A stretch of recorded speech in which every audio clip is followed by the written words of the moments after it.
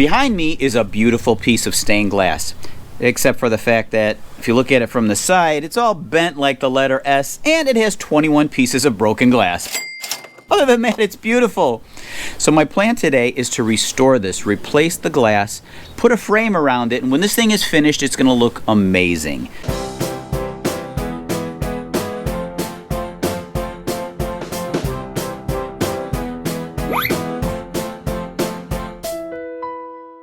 I have no idea how this panel got in such bad shape. It looks like it fell off the back of a truck. The first thing I did was to lay this flat and try to push it back into shape. It wasn't long before I realized that this panel as a whole was not salvageable. It could be if I had all the replacement glass available, but I don't. The new plan is to make a panel from the largest salvageable piece, using the good pieces to replace the broken ones. There are plenty of good pieces that can serve as donors. I begin by cutting out the lead and glass that I'm not going to use.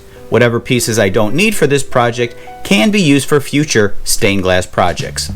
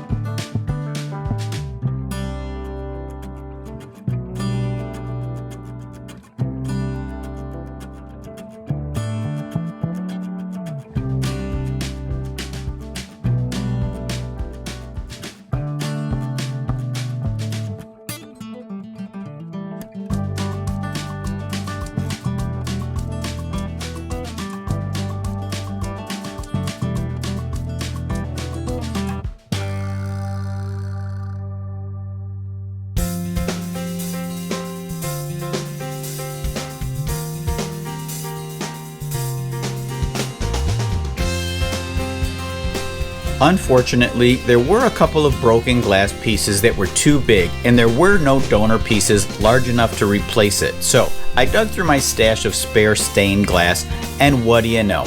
I have a piece that looks exactly like the broken piece I need. This is why I save everything. Thank you very much.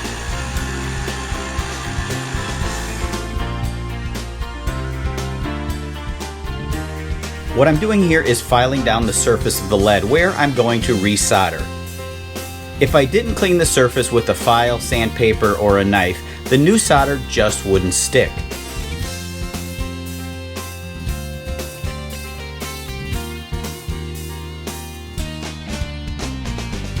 Once the panel is all put together, I could just add a couple of hooks and call it a day, or in my case, a week.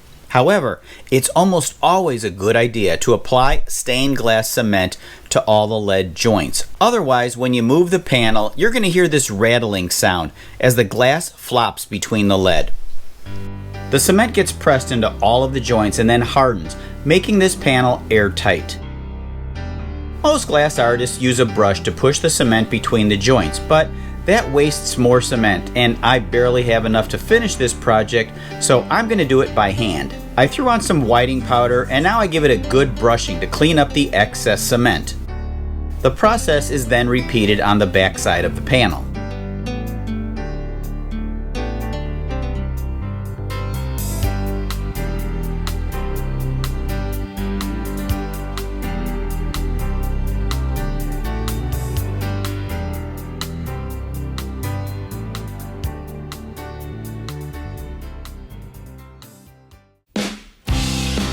There is one more finishing touch I want to add, a wooden frame.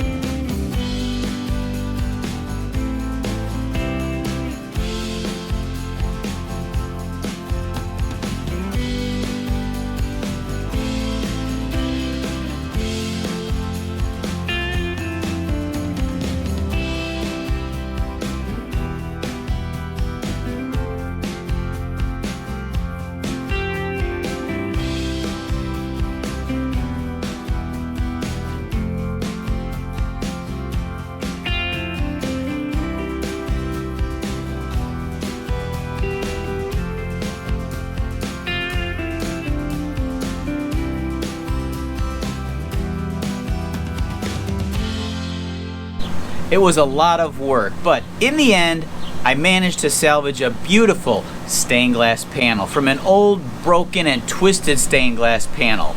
I also have a bunch of spare, expensive stained glass parts to be used for future projects. I'm Tom, this is Alley Picked, and thanks for watching. The ashtray, the power game, and the remote control, that's all I need.